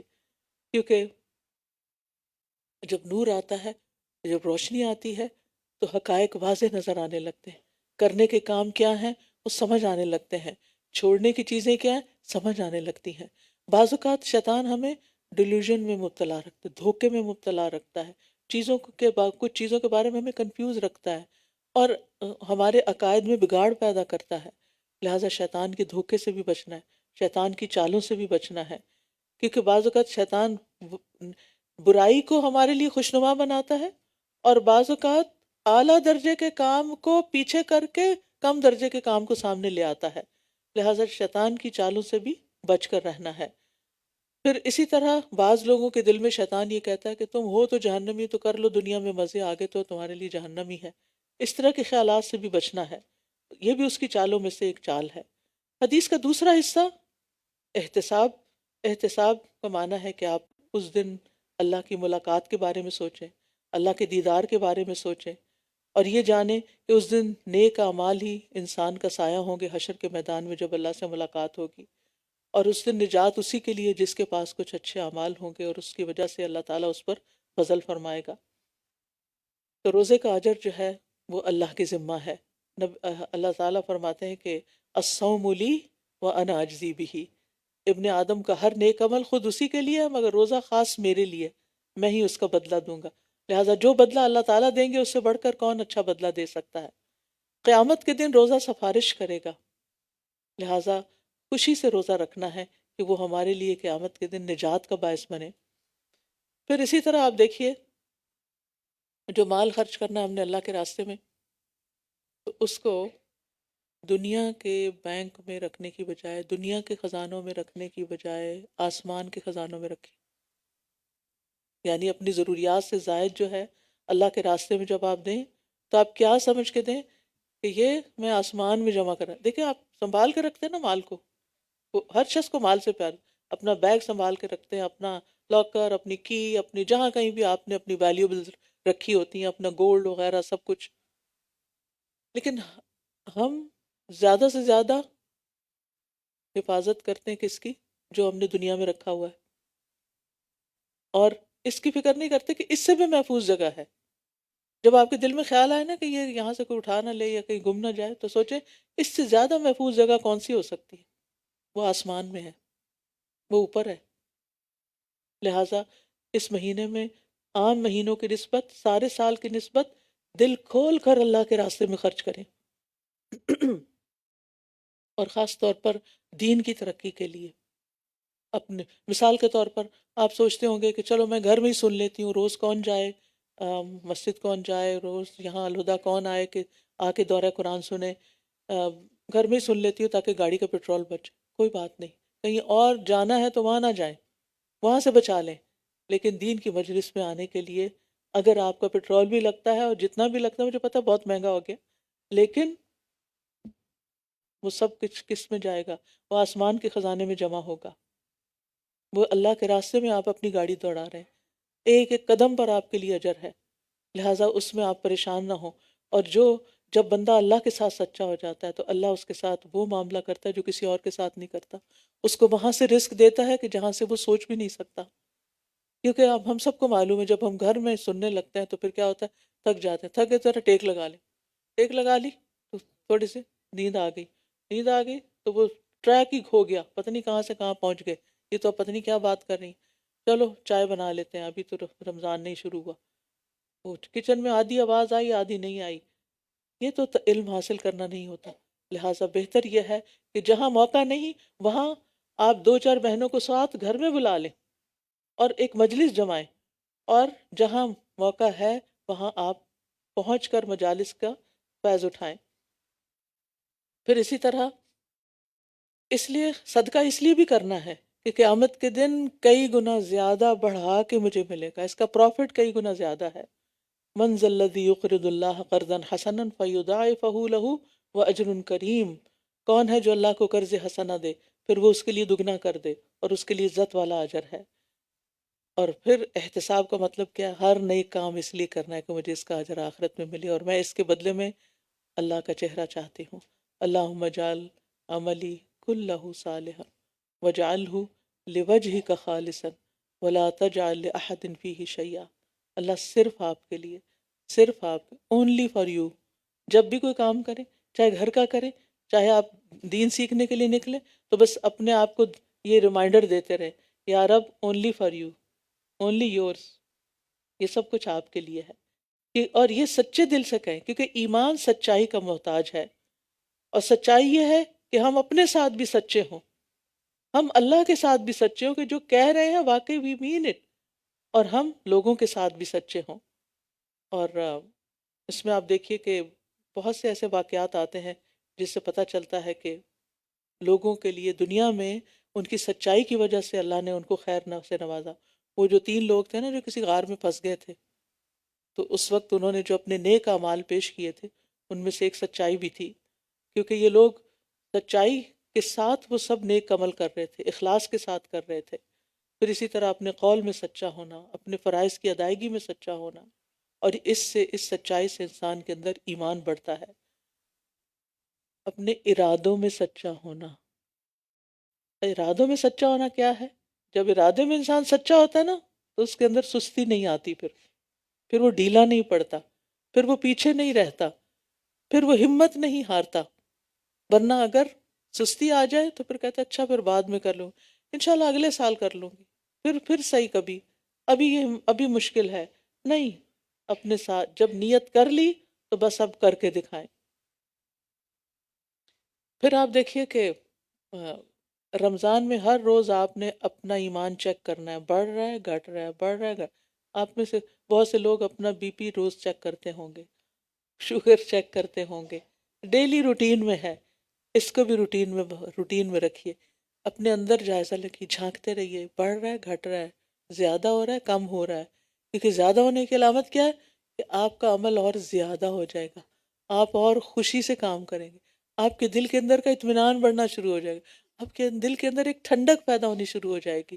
لیکن جب دل گھبرانا شروع ہو جائے، گھٹنا شروع ہو جائے، پریشانی کوئی آنا شروع ہو جائے، شیطانی وسوسے، خیر رمضان میں تو بڑے بڑے شیطان کا قابو میں ہوتے ہیں، مگر سارے وسوسے شیطان کی طرف سے بھی نہیں ہوتے، کچھ وسوسے اور نفس کی طرف سے بھی ہوتے ہیں، تو نفس تو ساتھ ہی ہے نا، شیطان اگر پکڑا ہوا بھی ہے تو نفس ساتھ ہے، تو وہ وَنَحْنُ نَعْلَمُ مَا تُوَسْوِسُ وَنَعْلَمُ مَا تُوَسْوِسُ بِهِ نَفْسُ، کہ انسان کا اپنا ہی دل جو وسوسے ڈالتا ہے وہ بھی اللہ کو پتا ہے۔ تو پھر ہمیں کچھ کام کرنے ہیں، اور ان کاموں میں آپ دیکھیں کہ دن کا آغاز جو ہے وہ تو سحری سے ہوگا انشاءاللہ تعالی، اور سحری کا خاص عمل کون سا ہے؟ استغفار، ٹھیک ہے؟ اس وقت یہاں پر ایک استغفار کا کارڈ بھی ملتا ہے، اس کی ایک ایک دعا یاد کر لیں، ہر روز اس کو ریپیٹ کر سکتے ہیں، یا جو بھی اپنے کچن میں استغفر اللہ کہیں لکھ کے لگا دیں تاکہ آپ کی نظر پڑے، ورنہ کیا ہوتا ہے کاموں کی اتنی جلدی ہوتی ہے، کبھی فریج کھول رہے ہیں، کبھی اوون کھول رہے ہیں، کبھی کچھ کر رہے ہیں، کبھی ٹیبل لگا رہے ہیں، کبھی جگا رہے ہیں گھر والوں کو، اتنی ابڑ دبڑ ہوتی ہے کہ وہ استغفار ہی بھول جاتی ہے، ٹھیک ہے؟ تو آپ نے کیا کرنا ہے؟ خاموشی کے ساتھ، کچھ لوگ تلاوت لگا لیتے ہیں، وہ بھی ٹھیک ہے، لیکن یہ تو استغفار کا وقت ہے، وَبِالْأَسْحَارِ هُمْ يَسْتَغْفِرُونَ، تو استغفار کے ساتھ دن کا آغاز کرنا ہے۔ آذان ہوئی تو کیا کرنا ہے؟ آذان کا جواب دینا ہے، جواب دے کے کیا کرنا ہے؟ دعا مانگنی بھولنا نہیں۔ کون سی دعائیں مانگنی ہے؟ صرف دنیا کی، آخرت کی بھی، درود شریف پڑھ کے اذان کے بعد کی دعا پڑھ کے پھر آپ نے کیا کرنا ہے؟ آپ نے اپنی آخرت اور دنیا دونوں کے لیے دعا کرنی ہے۔ پھر اس کے بعد آپ نے کیا کرنا ہے؟ نماز پڑھنی ہے۔ نماز پڑھنے کے بعد کیا کرنا ہے؟ قرآن کا اذکار کرنے ہیں، پر اذکار سورج نکلنے سے پہلے ہو جانے چاہیے، صبح کے اذکار، ٹھیک ہے؟ اور ایک تسبیح سبحان اللہ و بحمدہ کی، اور ایک تسبیح لا الہ الا اللہ کی، ٹھیک ہے؟ پھر اس کے بعد سورج نکل آیا ہے، سورج نکل آیا ہے، سورج نکلنے تک آپ قرآن کی تلاوت کرتے رہیں، اور پھر دن کا آغاز جب قرآن کی تلاوت سے ہو تو آپ کو یوں لگے گا جیسے آپ نے بہت کچھ روحانی ناشتہ کر لیا، آپ کے دل کے اندر ایک ایمان کی لہر آ جائے گی۔ پھر اس کے بعد آپ کیا کریں؟ چاشت، اشراق کے نفل پڑھیں، اور پھر اس کے بعد اگر آپ نے آرام کرنے کا موقع ہے تو آرام کریں، کام پہ جانا تو کام پہ جا کے واپس آ کے آرام کریں۔ ابن رجب کہتے ہیں ام المومنین عائشہ رضی اللہ عنہا رمضان المبارک میں صبح کے وقت مصحف کی تلاوت کرتی، اور جب سورج طلوع ہوتا تو سو جاتی، یعنی بعد میں پھر آرام کرتی۔ اور پھر آپ دیکھیے کہ دن کے وقت بھی آپ نے قرآن کی تلاوت اور ساتھ دورہ قرآن اٹینڈ کرنا ہے، چاہے آپ آن کیمپس کریں، چاہے آپ آن لائن کریں، چاہے آپ اپنے فری ٹائم پر کریں، لیکن میک شور ایک قرآن آپ نے ناظرہ کا ختم کرنا ہے، ایک قرآن آپ نے دورہ قرآن میں ختم کرنا ہے اور تیسرا قرآن آپ نے تراویح میں ختم کرنا ہے. کم از کم 3 ضرور ہونے چاہیے. یہ اپنا ٹارگٹ سیٹ کر لیں، یہ اپنی پلاننگ کر لیں. اور پھر آخری عشرے میں خوب محنت کرنی ہے اور دوسروں کو بھی اعمال صالح کی رغبت دلانی ہے. اور پھر نبی صلی اللہ علیہ وسلم کا طریقہ کیا تھا؟ رسول اللہ صلی اللہ علیہ وسلم سب سے زیادہ سخی تھے، جواد تھے. اور رمضان میں جب جبریل علیہ السلام آپ سے ملتے تو آپ بہت ہی زیادہ جود و کرم فرماتے تھے. اور رمضان میں جبریل علیہ السلام ہر رات آپ سے ملاقات کرتے تھے اور آپ کے ساتھ قرآن کا دور کرتے تھے. آپ اکیلے بھی تو کر سکتے تھے لیکن آپ جبریل کے ساتھ کرتے تھے. تو صرف اکیلے نہ کریں، کسی نہ کسی کو ساتھ شامل کریں. جو لوگ آن لائن کریں گے وہ اپنے ہمسایوں میں، نیبرز میں جا کے انہیں بتائیں کہ میں اس وقت سے اس وقت تک قرآن کا دورہ قرآن سنتی ہوں، آپ بھی میرے گھر آئیے. اپنے گھروں کو کھولیے، قرآن کے مرکز بنائیے. اور جو یہاں آ کر سنیں تو وہ بھی یعنی آپ دیکھیں گے کہ آپ کے ایمان کو بڑھانے کا ذریعہ ہوگا انشاءاللہ. حدیث میں آتا ہے نبی صلی اللہ علیہ وسلم لوگوں کو بھلائی پہنچانے میں بارش لانے والی ہوا سے بھی زیادہ جود و کرم فرمایا کرتے تھے. اور پھر روزہ اور صدقہ جمع ہونا جنت میں داخلے کا سبب ہے. رسول اللہ صلی اللہ علیہ وسلم نے فرمایا یقیناً جنت میں ایسے بالا خانے بھی ہیں جن کا اندرونی حصہ باہر سے نظر آتا ہے اور بیرونی حصہ اندر سے نظر آتا ہے. ایک دیہاتی کھڑا ہوا کہنے لگا یا رسول اللہ یہ کس کے لیے ہے؟ صلی اللہ علیہ وسلم آپ نے فرمایا اس شخص کے لیے جو اچھی بات کرے. تو آپ نے رمضان کے ہر دن اپنے بچوں سے یا نیبر سے یا کلائنٹ سے یا جاب پلیس پہ مسلم سے نان مسلم سے سوچ کے جانا ہے ایک اچھی بات ضرور کرنی ہے، ایک اچھی بات. ٹھیک ہے؟ اور کس نیت سے کرنی ہے؟ کہ مجھے یہ جنت میں وہ جگہ چاہیے. جیسے دنیا میں آپ کو کسی خاص علاقے میں کوئی بنگلو پسند آ جاتا ہے نا تو پھر آپ اس کے لیے پیسے جمع کرنے شروع کرتے ہیں. مجھے وہاں گھر چاہیے، فلاں گھر چاہیے، یہ ماڈل چاہیے، ایسی گاڑی چاہیے. تو ہمیں کیا، جو یہ آپ نے ڈسکرپشن دیا نا جو ان بالا خانوں کی، مجھے یہ بالا خانے چاہیے. میں نے اس کے لیے یہ طریقہ اختیار کیا کہ ایک اچھی بات کسی کو بتانی.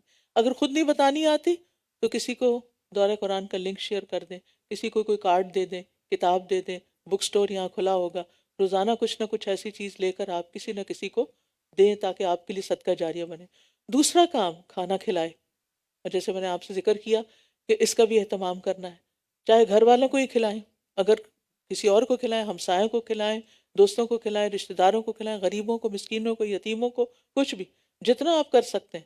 لیکن اگر کچھ بھی نہیں اور صرف گھر والوں کو کھلا رہے تو خوشی سے یا رب تیرے چہرے کے دیدار کی خاطر تیری محبت میں کھلا رہی ہوں. وَيُطْعِمُونَ الطَّعَامَ عَلَىٰ حُبِّهِ مِسْكِينًا وَيَتِيمًا وَأَسِيرًا. اور تیسرا کام روزے رکھے. یہ 3 کام جس نے کر لیے اس کو جنت کے بالا خانے مل گئے. اور رات کو جب لوگ سو رہے ہوں تو صرف اللہ کے لیے نماز ادا کرے اور وہ تراویح بھی ہو جائے گی. تو ابن رجب کہتے ہیں یہ تمام کے تمام اعمال رمضان میں سردرد ہو سکتے ہیں. رمضان میں یہ سب کچھ ہو سکتا ہے کیونکہ رمضان میں روزے دار کو فضول لغو باتیں کرنے سے منع کیا گیا، جنسی گفتگو کرنے سے منع کیا گیا ہے. تو روزہ، نماز اور صدقہ اپنے کرنے والے کو اللہ کے پاس پہنچا دیتے ہیں، یعنی اللہ تک. اور بعض سلف کہتے تھے نماز نمازی کو آدھے رستے تک لے جاتی ہے، روزہ بادشاہ کے دروازے تک پہنچاتا ہے اور صدقہ ہاتھ پکڑ کر اندر داخل کر دیتا ہے. تو یہ تینوں کام کرنے ہیں. پھر عید کے دن بھی نیک اعمال کرنے ہیں، فرائض اور نوافل کا اہتمام کرنا ہے. اور جمعے کی تیاری یعنی جمعہ پڑھنے کی آپ نے ضرور کوشش کرنی ہے. الحمدللہ یہاں بہت ہی اچھا خطبہ ہوتا ہے، انگلش میں بھی ہوتا ہے، اردو میں بھی، اور مختصر وقت میں ختم ہو جاتا ہے. 1:30 یہاں جمعے کی نماز کا وقت ہے. تو یو آر موسٹ ویلکم. پھر اسی طرح یہ ہے کہ قوت کے ساتھ عمل کرنا ہے، بد دلی کے ساتھ عمل نہیں کرنا.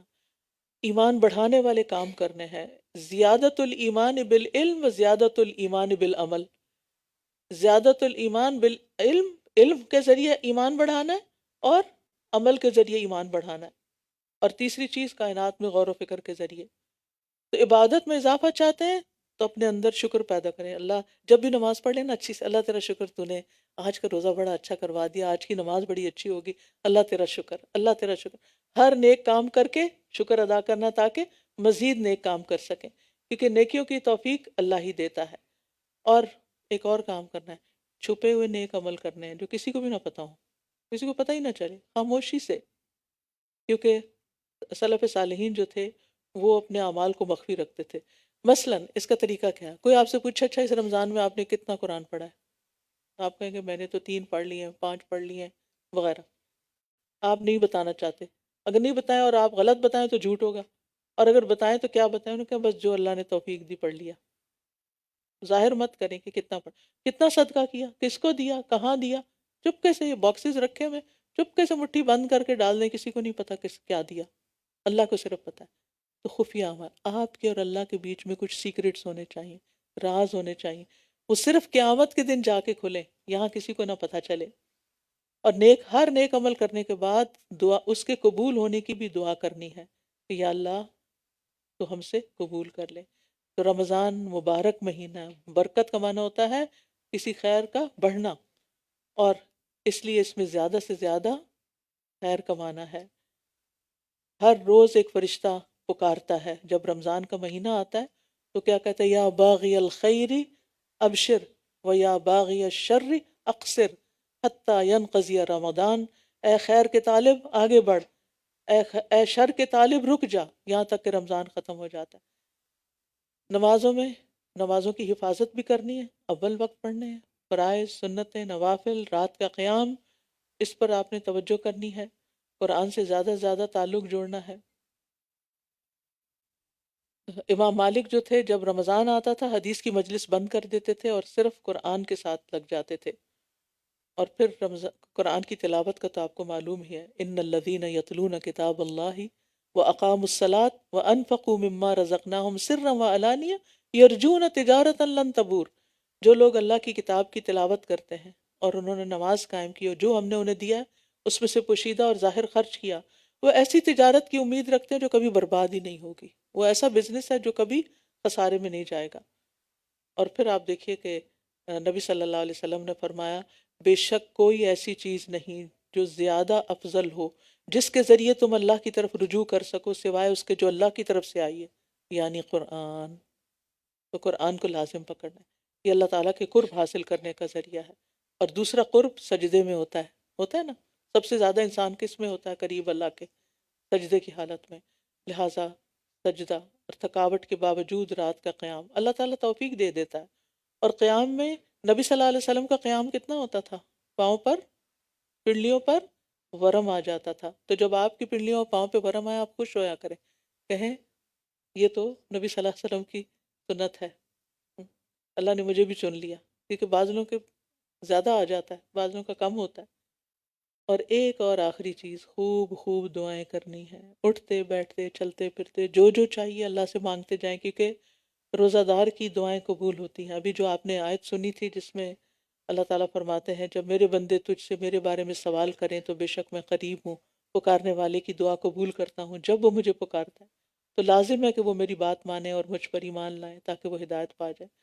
تو نبی صلی اللہ علیہ وسلم نے فرمایا 3 لوگوں کی دعا رد نہیں ہوتی: الصائم حتی یفطر، روزہ دار کی حتیٰ کہ افطار کر لے.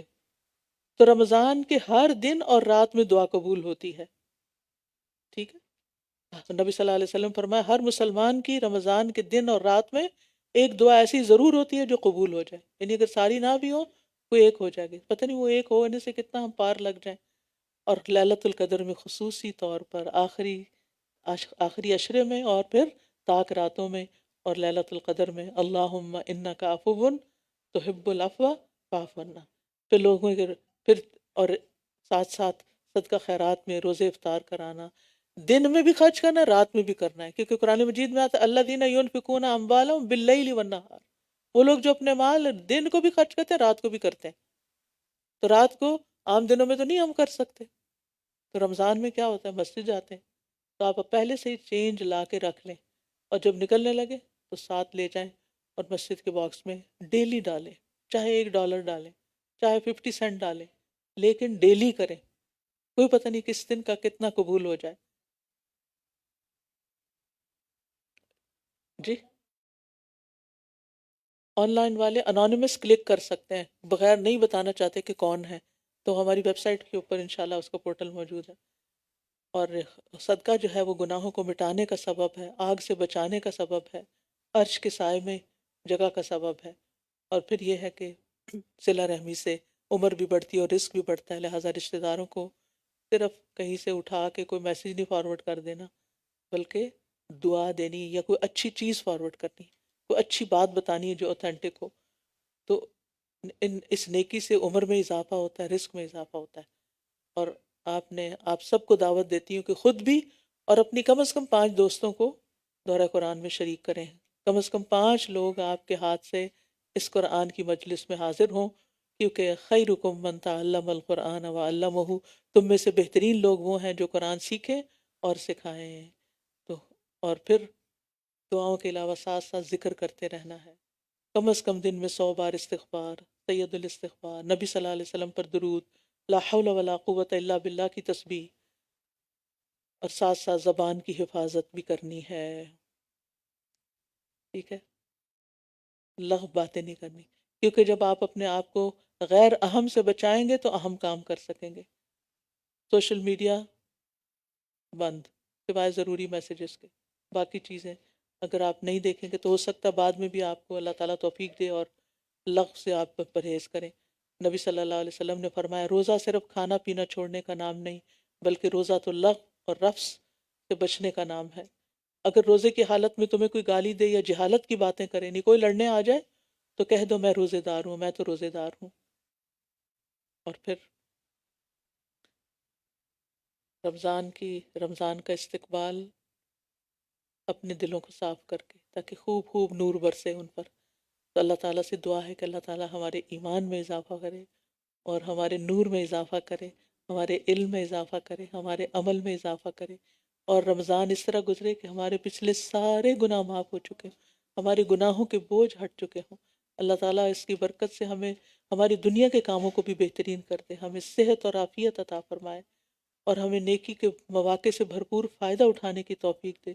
اللہ ہماری اولادوں، ہماری نسلوں کا ایمان بھی مضبوط کر دے. اللہ انہیں ہمارے لیے صدقہ جاریہ بنا دے، اور ہمیں اپنے والدین کے لیے صدقہ جاریہ بنا دے.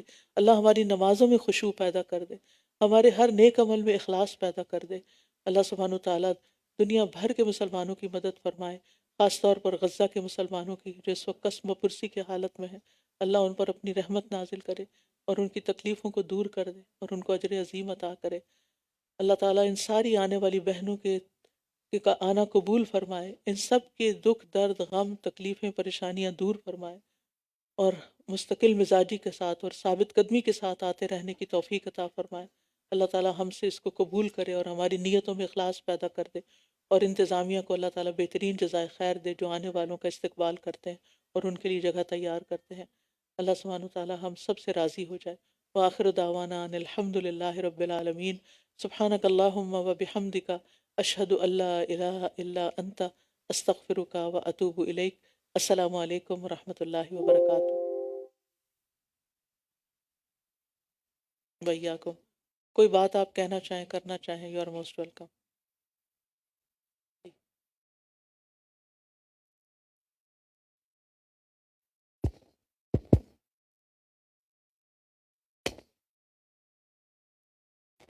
السلام علیکم ورحمۃ اللہ وبرکاتہ. جی استاذہ جی ماشاء اللہ بہت کچھ سننے کو ملا، بہت ساری رحمت والی بات، خوشخبریاں پائیں ہم نے، لیکن اس کے ساتھ ساتھ کچھ ڈراوے بھی تھے، اور خاص طور پر جو ڈراوا کر رہا ہے وہ یہ ہے کہ اس دور کے منافق نماز بھی پڑھتے تھے، روزے بھی اور حج بھی اور جہاد میں شریک بھی ہو جاتے تھے، ان کے اعمال جو ہے نیک نظر آتے تھے. اور آج کا مسلمان اپنے بہن بھائی ہی خاص طور پر یاد آ رہے ہیں اس وقت کہ وہ کہاں کھڑے ہیں، کس خوش فہمی میں ہیں. بظاہر نمازیں بھی نہیں پڑھتے اور گھروں کے گھر نماز سے خالی، صبح کے وقت کوئی جاگتا نہیں. اگر روزہ رکھ لیا ہے تو اپنی شیطانی خواہشات میں غرق ہو کر، میوزک کا دل دادا ہو کر، چغلی غیبت سے دلچسپی، موبائل سکرین پر بعض فضولیات میں قیمتی وقت کا ضیاع، اور سیاست پر تبصرے کرنے میں مصروف ہو کر بہن بھائیوں اور قریبیوں سے جھگڑے، نفرتیں. تو آج کے اس لیکچر کی روشنی میں اپنے آپ کو ٹٹولنے کی ضرورت ہے. پل صراط کا نور اکٹھا کریں، اور وہ نور نماز سے حاصل ہوگا، روزے صدقات، دین سیکھنے سکھانے میں لگے رہنے، اور اخلاق کے ذریعے اللہ اور بندوں سے تعلقات بہتر کرنے سے یہ نور حاصل ہوگا۔ اللہ رب العزت ہمیں یہ نور دورہ قرآن سے بھی حاصل کرنے کی توفیق عطا فرما دے، اور اپنے پیاروں، رشتہ داروں، ہمسایوں، دوستوں کو اس پروگرام کی دعوت دے کر ہم سب بہنیں اپنے اس نور کو مزید بڑھا سکتی ہیں۔ اگر آج ہی سے یہ مہم شروع کی جائے تو بہت سارے لوگ صدقہ جاریہ بن کے اس نور کو سمیٹنے کے مستحق بن سکتے ہیں۔ کو توفیق۔ جزاک اللہ خیر۔ جی اناؤنسمنٹ کر لیجیے، مائک لے آئیے، اناؤنسمنٹ۔ جزاکم اللہ خیراً کثیرا استاذہ ji for all the beautiful reminders. جس طرح ہم لوگوں نے الحمدللہ استقبال رمضان کا آج یہ پروگرام اٹینڈ کیا، تو ہمیشہ کی طرح ہمارے انسٹیٹیوٹ میں گھر کے تمام افراد کے لیے کچھ نہ کچھ پروگرام ایسے ارینج کیے جاتے ہیں کہ جہاں سے وہ آئیں یہاں پر اور پھر اس کا فائدہ اٹھائیں۔ تو الحمدللہ ڈاکٹر ادریس ہمارے ساتھ موجود ہیں۔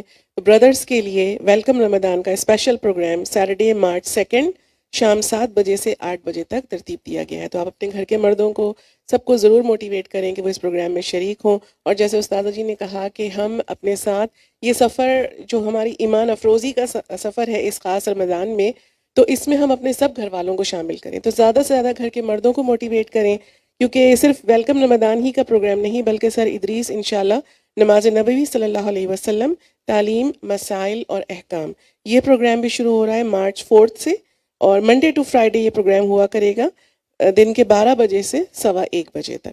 تو اس میں بھی مردوں کو ضرور آپ موٹیویٹ کریں کہ وہ شامل ہوں۔ اور اس کے علاوہ اپنے پیارے بچوں کو بھی ہم نے اس رمضان اپنے سفر میں شامل رکھنا ہے۔ تو ہمارا الہدیٰ ویکینڈ اسکولاسٹکس جو ویکینڈ اسکول ہے، اس میں بچوں کے لیے آئی لو رمضان کے نام سے ایک اسپیشل پروگرام ترتیب دیا گیا ہے، جو ایوری سیٹرڈے اور سنڈے کو ہوا کرے گا۔ صرف 4 ویکینڈز کا پروگرام ہے، مارچ 2 سے لے کے مارچ 24 تک، صبح 10 بجے سے 1:30 بجے تک۔ تو یعنی جب آپ یہاں پر آئیں گے تو اپنے بچوں کو بھی ویکینڈ پہ لے کر آئیے تاکہ وہ اس خاص پروگرام سے بھرپور فائدہ اٹھائیں۔ تمام انفارمیشن بہت ڈیٹیل کے ساتھ ہمارے ویب سائٹ پہ رمضان پورٹل پہ موجود ہے، اور وہاں پہ ایک بہت خاص چیز بھی ہے، جیسے استاذہ جی نے کہا نا کہ ہم اس سفر میں اکیلے نہ ہوں، بلکہ اپنے ساتھ اپنے پیاروں کو، اپنی بہنوں کو، اپنے نیبرز کو، اپنے لوڈ ونس کو ساتھ لے کر آئیں۔ تو وہاں پہ آپ دیکھیں گے کہ کبھی ایسا ہوتا ہے کہ کچھ بہنیں آنا چاہتی ہیں لیکن رائڈ کی انویلیبلٹی کی وجہ سے وہ نہیں آ پاتی۔ تو اگر آپ رائڈ پرووائڈ کر سکتے ہیں تو ہمارے ویب سائٹ پہ ایک فارم موجود ہے، آپ اس فارم کو فل کیجئے تاکہ آپ یہ ایک بہت ہی خوبصورت صدقہ کر سکیں اور آنے والی بہنیں آپ کے اس اجر میں بھی شامل ہو جائیں انشاءاللہ۔ جزاکم اللہ خیراً کثیر آپ سب کی آمد کا۔ جی، جو جن کو رائڈ چاہیے وہ بھی اس فارم میں اپنا انٹر کر سکتے ہیں تاکہ پھر ان کا بھی ڈیٹا ہمارے پاس آ جائے انشاءاللہ۔ جی، ایک اور بہت خوبصورت ایونٹ انشاءاللہ مارچ 2 کو ہونے جا رہا ہے۔ آپ میں سے اکثر بہنیں یہ سوال کرتی ہیں، ہمارے ریسیپشن پہ کوئریز آتی ہیں کہ کیا الہدیٰ کی کوئی میٹریمونیل سروس نہیں ہے؟ تو آپ کے لیے خوشخبری ہے، الحمدللہ ہم نے میٹریمونیل سروس کا آغاز کیا ہے، اور اس کی انفارمیشن بھی ویب سائٹ پہ موجود ہے۔ اس کے لیے آپ کو رجسٹر کرنا ہوگا۔ اگر آپ اپنے کسی بھی بیٹے، بیٹی یا بھانجی یا رشتہ دار کے لیے تلاش کر رہے ہیں رشتہ، تو وہاں پہ آپ رجسٹر کیجئے، اور اس کے بعد انشاءاللہ ایک ایونٹ مارچ 2 کو ہوگا۔ وہ ساری ڈیٹیل آپ ویب سائٹ سے انشاءاللہ دیکھ سکتے ہیں اور پھر اس میں آپ شامل ہو سکتے ہیں۔ جزاکم اللہ خیراً کثیرا، بارک اللہ فیکم، سبحانک اللہم و بحمدک، نشہد ان لا الہ الا انت، نستغفرک و نتوب الیک۔ السلام علیکم ورحمۃ اللہ وبرکاتہ۔